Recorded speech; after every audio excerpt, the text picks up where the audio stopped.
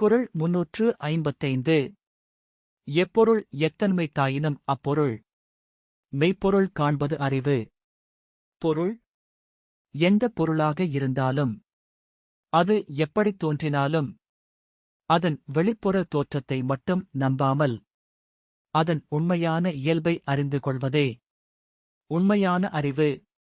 இந்த குறள் சொல்லும் வாழ்க்கை உண்மை. தோற்றம் எப்போதும் உண்மையாக இருக்காது. ஆராய்ந்து உண்மையை அறிய வேண்டும். உண்மை தெரிந்த பிறகே சரியான முடிவு எடுக்க முடியும். வள்ளுவர் கூறும் ஆழமான பாடம். வதந்தியை நம்பாதே. தோற்றத்தை நம்பாதே. பிறர் சொல்வதை மட்டும் நம்பாதே. ஆராய்ந்து சிந்தித்து உண்மையை கண்டறி.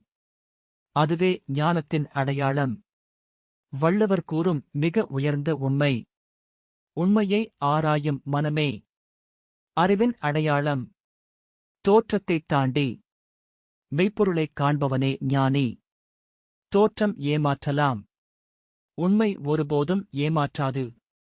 மெய்ப்பொருளைக் காண்பதே மனித அறிவின் உச்சம்.